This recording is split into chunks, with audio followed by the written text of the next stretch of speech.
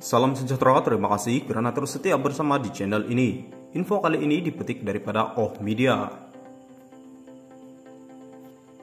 Sumpah laknat hanya laku di mahkamah, peguam syar'i.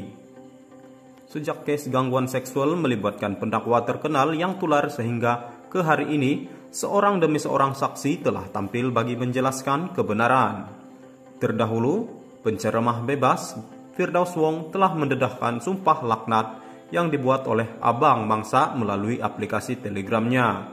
Terbaru, beliau juga telah mendedahkan sumpah laknat daripada ibu kepada Mangsa yang mana suara serta wajahnya diolah bagi menyembunyikan identiti mereka.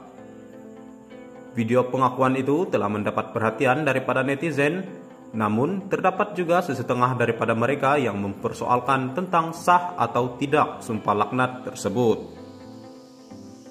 Menurut laporan Cosmo, sumpah laknat yang dilakukan ahli keluarga Mangsa disifatkan tidak laku berikutan lafaz tersebut dilakukan di luar mahkamah.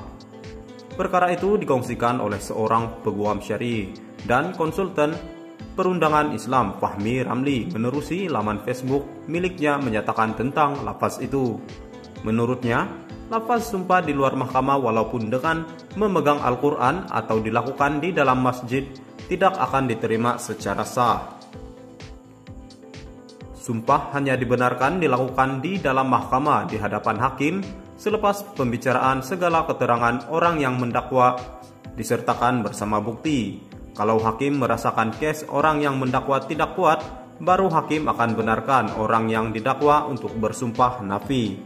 Prinsip sumpah itu sama saja walaupun di mahkamah sivil, bukan senang-senang untuk bersumpah. Menerusi ulasannya itu, beliau telah menyenaraikan tentang jenis-jenis sumpah laknat yang digariskan di mahkamah. Antaranya ialah yamin al-istihzar, sumpah yang dibuat oleh orang yang mendakwa atas perintah hakim setelah memberikan keterangan yang mencukupi.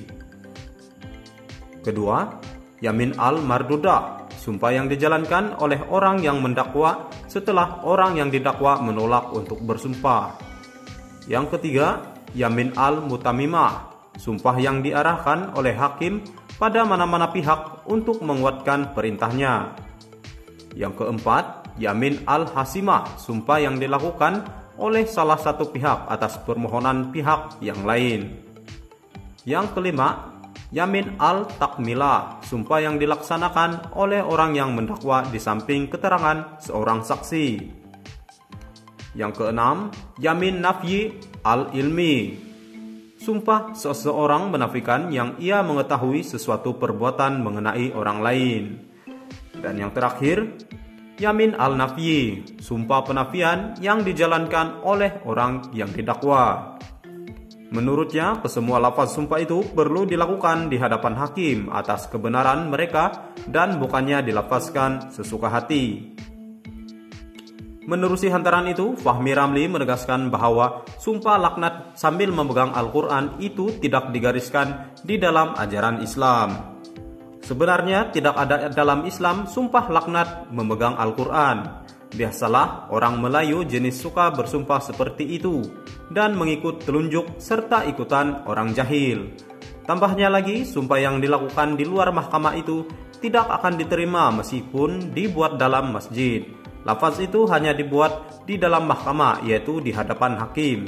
Walau bagaimanapun, beliau turut menitipkan nasihat kepada masyarakat agar tidak terikut-ikut budaya sumpah yang sama sekali tidak mengikut syarak.